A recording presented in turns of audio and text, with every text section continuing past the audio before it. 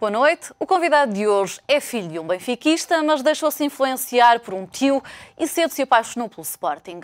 Só se tornou sócio quando conseguiu pagar as cotas com o próprio dinheiro e quando ia ao estádio sozinho, sentava-se nos lugares mais baratos. A primeira vez que comprou ações de uma SAD foi da Lazio e chegou a ser o maior acionista privado do Sporting, com um total investido de 7,5 milhões de euros. No ano passado, candidatou-se à presidência do clube de Alvalade, mas perdeu para Godinho Lopes. O convidado de hoje do Grandes Negócios é Pedro Baltazar, antigo candidato à presidência do Sporting. Olá, muito boa noite. Obrigado pela sua presença neste Grandes Negócios.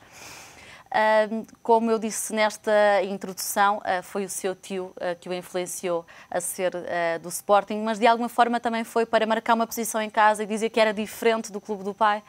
Sabe que esses factos são relativamente normais em famílias numerosas. Há sempre alguém que é do contra. Neste caso, independentemente de eu ter tido acesso desde novo a ir ao estádio do Benfica, havia uma estância de madeira na altura, no Campo Grande, e de ver atletismo, etc, etc, etc, etc, por motivos, talvez aqueles que tenha referido, começou a nascer algum interesse em termos de Sporting. O Sporting, nessa altura, atravessava, que eu me lembre, atravessava alguns momentos de menos euforia, e talvez também esse aspecto tenha fomentado em mim o interesse de estar com os mais fracos ou de estar com os clubes de menor dimensão, que foi sempre alguma simpatia. O que é curioso, porque a maior parte das crianças quer ser do clube que está a vencer na altura. Eu acho que esse fenómeno tem muito a ver agora com estes anos de consumo e com os anos pós-74, porque eu acho que anteriormente não havia nem havia acesso a essas dimensões. Eu felizmente, em termos de nós tivemos uma educação culturalmente muito interessante, com grande acesso aos meios de comunicação social, que depois também me levaram a ter um percurso empresarial, a minha profissão, de grande interesse. Lia-se jornais em minha casa desde muito cedo, lia-se livros. Por isso nós também tivemos acesso a isso, e talvez por causa disso, esse aspecto de não ser um clube de grande dimensão me tenha atraído, e depois, é como todos estes fenómenos de amor e de paixão, são coisas que vão crescendo. E não se explicam. Não se explicam, exatamente. E lembra-se do primeiro jogo que viu em Alvalade? Eu lembro de vários, lembro de um jogador chamado Mosquera, que foi talvez dentro da terminologia um dos piores investimentos dentro desse tempo. Lembro do guarda-redes Carvalho. Eu ia para uma casa da juventude, lembro que tinha cerca de 11 anos, pegava no autocarro, ia ver os jogos, muitas vezes sozinho. Havia um ou outro colega meu, nessa altura na escola secundária, na escola preparatória José dos Santos, que vinha comigo. Eu teria mais liberdade em poder movimentar aos domingos. Ia para uma bagada da juventude com muito pouca gente, em que se mostrava o cartão de estudante. Nessa altura isso entrava gratuitamente. E lembro perfeitamente alguns jogos dentro desse, mas o grande jogo que marcou foi um jogo que, por acaso, o Sporting também perdeu, em que, refirma 73, o Sporting acabou por ser campeão, em que perdemos com o Benfica 5-3, em que havia um jogador, tinha aparecido, os jogadores brasileiros, chamado Dé, e tinha aparecido os primórdios da claque da Juventude Leonina. Estamos a falar já nos anos muito interessantes do Sporting. E quando diz que foi marcante... Do Sr. João Rocha, do Presidente João Rocha. E foi marcante porque estava o estádio cheio e havia claques brasileiras, havia o samba, etc, etc, etc. Eu acho que foi o jogo, em termos de memória, que eu tenho na retina. E quando o Sporting ganhou o campeonato após 18 anos, perdoa uma expressão de jejum. É verdade. Olha, eu nesse dia, eu conto sempre essa história. Eu pensei que nós fôssemos campeões no jogo anterior, o Sporting perdeu 1-0. E nesse dia não fui ao Porto, acho que não aguentei a semana inteira, e depois estive em casa de uns amigos meus, e posso lhe dizer que não festejei porque sucumbi, e entrei num chamado numa coma nessa noite, e só acordei no dia a seguir, já depois dos festejos, mas fiquei contente na mesma. Foi uma espécie de coma, foi uma espécie de emoção de muitos anos. Eu depois passei muitos anos a ir ver os jogos fora. Havia muito pouca gente a ver do Sporting os jogos fora. Íamos aos campos todos. Como é que reage quando está no estádio? Grita, reclama do árbitro, eu hoje em dia acho que a velhice e o estado mais adulto já nos faz menos emocionais. Mas nessa altura não teria os comportamentos que vamos chamar mais adequados em termos o que se chama civilização. Mas o futebol é isto, o futebol é emoção, o futebol é ganhar, embora eu acho que não valha tudo, mas dá-nos uma emoção que é extremamente difícil nós replicarmos noutras atividades. Eu julgo que só o nascimento de filhos será semelhante a estas grandes vitórias do futebol. O Sporting é o amor a seguir às suas duas filhas? Eu tenho 4 filhos. Eu tenho 4 filhos. Tem duas meninas? Eu tenho duas filhas. Eu acho que o Sporting são amores diferentes. É uma emoção e é quase hoje em dia, e já lá vamos com certeza falar nisso, é um bocado uma obrigação, é quase uma responsabilidade que eu acho que todos os sportinguistas com verdadeiro amor ao clube, ou com verdadeiro amor ao seu próprio desenvolvimento do futebol do Sporting, devem ter essa responsabilidade e esse peso. Com certeza que é um amor completamente diferente, claro, mas que vai marcar, ou que nos vai marcar, a mim vai-me marcar e que vai marcar até o resto dos dias. Já descreveu alguns bons momentos e alguns dos menos bons, recorda-se? Qual é que foi a pior experiência em Alvalade? A pior experiência em Alvalade é a derrota que o Sporting fez e perdeu o título perante o Benfica por 6-3, em que eu lembro que quase toda a bancada, e já nessa altura tinha sido convidado para a bancada VIP do estádio antigo do Sporting e quase a gente estava a chorar, até porque a expectativa, e nós tínhamos nessa altura uma grande equipa, seria de nós sermos campeões nesse título. E também chorou, junto com o resto da bancada? Eu acho que não chorei nessa altura, mas devo ter chorado a seguir. E acho que foi um momento. A derrota da Taça da UEFA em casa com o CSKA também foi um momento, embora já com um estado mais adulto, e depois de também ter perdido o título, embora não em termos absolutos, uma semana antes, no Estádio da Luz, que também vi o jogo, acho que foi também um momento, são momentos que um sportinguista tem que recordar, mas muito difícil, de muito difícil momento.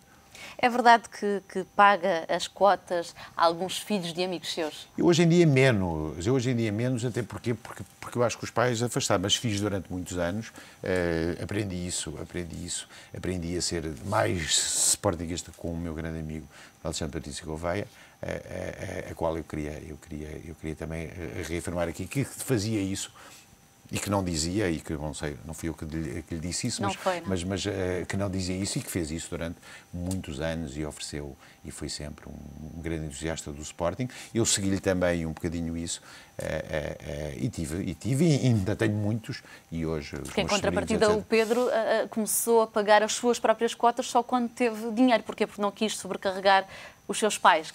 Eu acho que na altura eu só comecei, já tinha, e eu acho que nem se fazia grande, só as famílias com menor número de pessoas, ou as famílias que tinham filhos que eram os praticantes nas modalidades dos clubes, é que tinham esse hábito de ser sócio. Não era o seu caso, jogou basquetebol, mas foi no Codul. Eu joguei basquetebol no Codul. Mas gostava de ter jogado no Sporting? Eu não tinha, eu como tudo na vida, sou mais de disciplina e os resultados é que só aparecem há alguns anos após, por isso, em termos do desporto, como sabe, as coisas são mais imediatas.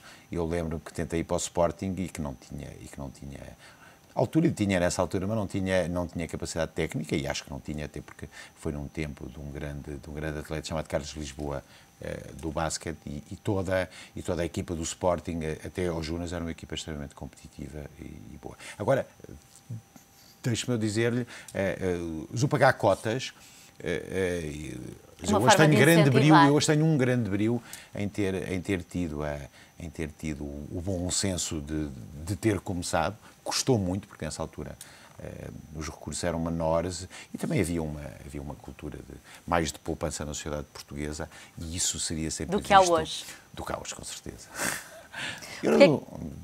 Eu não sei se foi bom ou se era mau, eram outros tempos, não é? Porquê é que se decidiu candidatar à presidência do Sporting no ano passado?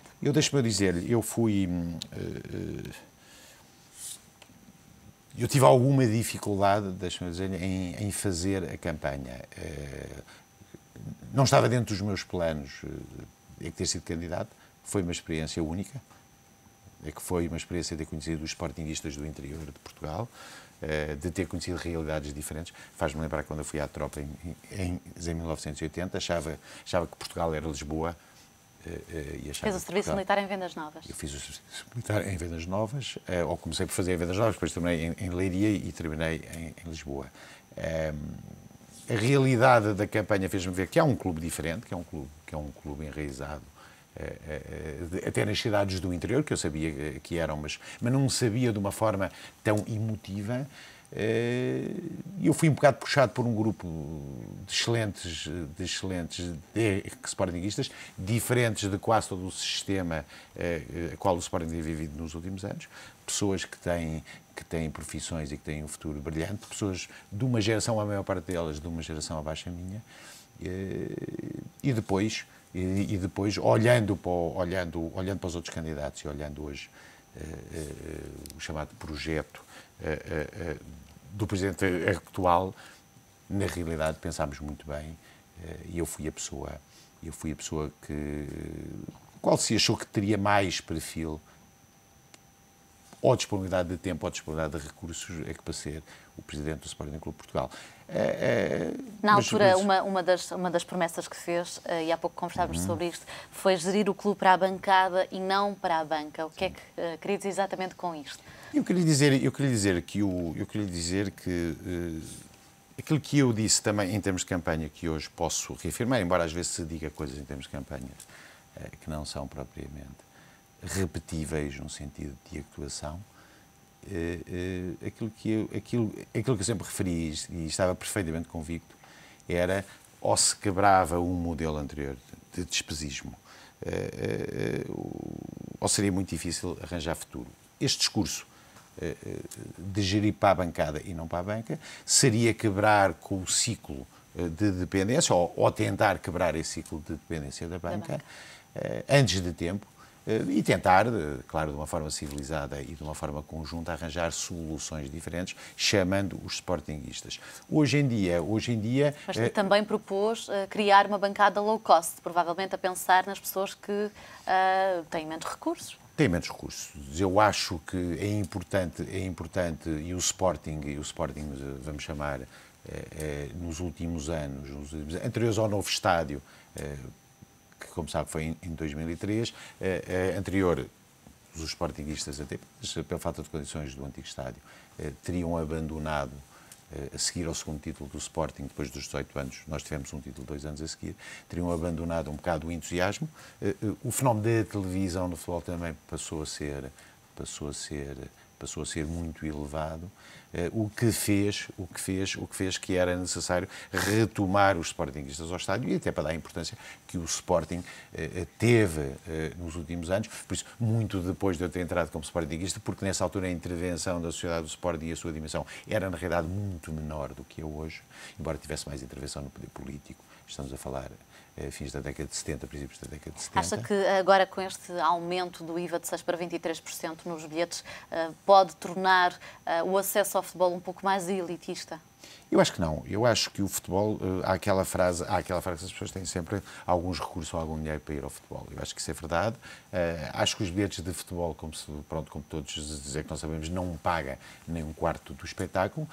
O que me pode dizer é que, na realidade, os custos de investimento e os custos da atividade do futebol estão muito inflacionados e são completamente dispares da realidade sociedade portuguesa. Eu concordo consigo e acho que se tem que pensar um bocadinho disto, mas o futebol acaba por ser aquilo que é transversal à sociedade portuguesa, aquilo que os portugueses gostam, aquilo que muitas vezes se respeita pessoas que têm os cargos no futebol, não se percebe bem porque é que a sociedade continua a respeitar. É um fenómeno muito latino, não tem só a ver com Portugal, é um fenómeno muito latino, mas posso lhe dizer que isso não vai afastar as pessoas. O que afasta as pessoas e que é preciso trazê-las é que o espetáculo tem que ser um espetáculo de entretenimento também. É preciso trazer essa tal emoção, é preciso ser do Sporting, é preciso saber querer que o Sporting ganhe. e especialmente aos rivais, mas é preciso também trazer alguma racionalidade e alguma razoabilidade ao espetáculo de futebol, e as pessoas é que sentem-se satisfeitas porque têm boas condições de ir. Acho que não é no IVA que está a grande resposta. O que está é as pessoas verem o Sporting como sempre como um projeto de futuro, como um projeto de vida, e não verem como tem acontecido na maior parte das vezes ao longo destes anos, apenas como uma coisa que vão fazer 1, 2, 3 anos e que depois saem com ar de enfadado, saem com ar de enfado de uma coisa que deve ser aquilo que devem ter feito ou que teve mais beleza na vida deles. Olhando então para a realidade atual que o Sporting atravessa, como é que avalia esta substituição do Domingos Paciência por Sá Pinto? Deixe-me dizer-lhe, nós podemos pegar nesse ponto em duas partes. É que temos o Ricardo Sá Pinto, que é um sportinguista. Eu gostaria, que já fez outras funções, que não foi ex-treinador, pronto, como sabe, era o ex-treinador de Júniors.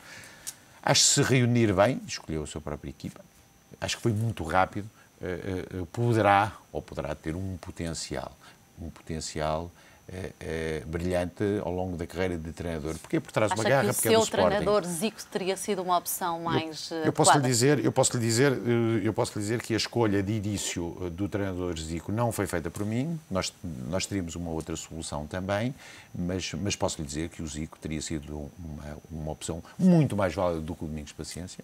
É fácil dizer hoje, já o tinha dito antes do Domingos Paciência ter dito, por variedíssimas razões que têm a ver, também com um discurso que nós tivemos na altura, que era, nós tínhamos de trazer os holofotes internacionais ao Sporting, e este processo todo que esta direção está a tentar fazer, de uma forma, no meu ponto de vista, desadequada, que é a atração de capitais estrangeiros. Seriam muito mais fáceis atrair para um clube como o Sporting com um treinador como o Zico, ou um tipo de jogadores que o Zico pudesse atrair. Em termos técnicos, há sempre a discussão quem é o melhor treinador, quem não é o melhor treinador. As pessoas que eu ouvi na altura e gostei diziam que o Zico... Mas foi a melhor altura para esta substituição de Domingos Paciência por Sá Pinto? Eu acho que não, embora o chamado projeto do Presidente Godinho Lopes, hoje em dia diz que é um projeto, um conjunto de ideias banais, e que depois diz que é um projeto, foi assente e foi ganho em termos do Domingos Paciência.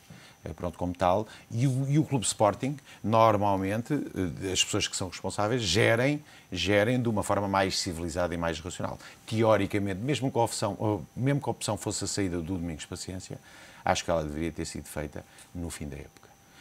E depois há este tipo de comportamento de pressão para convencer os adeptos do Sporting da bondade da saída, que não tem a ver com os princípios de honra que os sportinguistas devem ter. Com esta saída de Domingos Paciência do comando técnico e também dos adjuntos, vão todos continuar a receber salário até encontrarem um novo clube, ou, se não encontrarem, até ao final do contrato.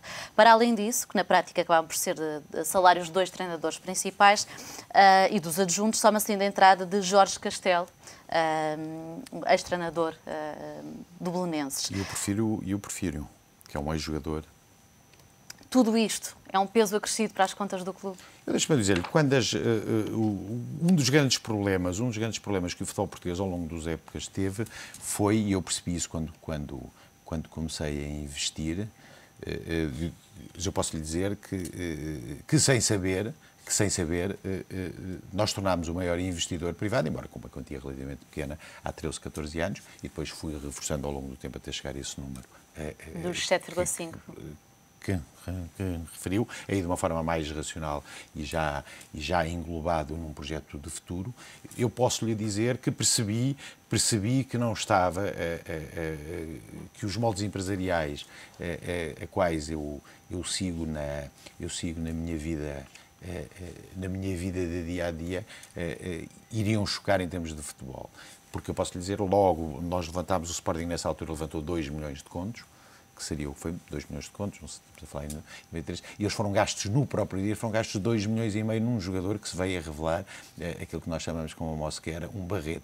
Isto para lhe dizer que não eram os 2 milhões que faziam as pessoas queriam rapidamente, é que ter um comportamento que não o teriam na vida empresarial e que no Sporting e que nos clubes de futebol é repetitivo. Isto é, com certeza absoluta, que nas empresas, antes de ter vendido as empresas, o presidente Godinho Lopes, das empresas dele, com certeza absoluta que não teria esse comportamento de ir engordando de custos quando as receitas não existem ou são muito pequenas.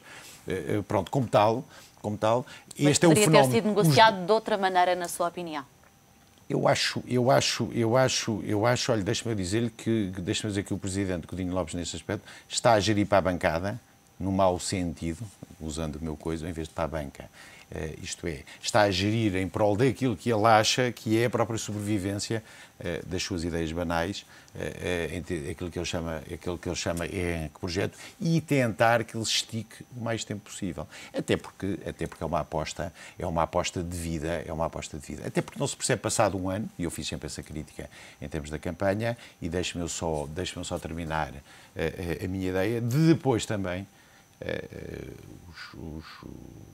quando nós fizemos a lista, ela era muito de quebrar este sistema, que depois foi continuado, até de uma forma muito mais negativa do que os últimos mandatos e do que os últimos presidentes, de uma forma completamente negativa e que se está a revelar hoje. Porque hoje, passado quase um ano, não se sabe quem é que manda verdadeiramente na Sporting SAD e no Sporting Clube de Portugal. Porquê é que diz isso?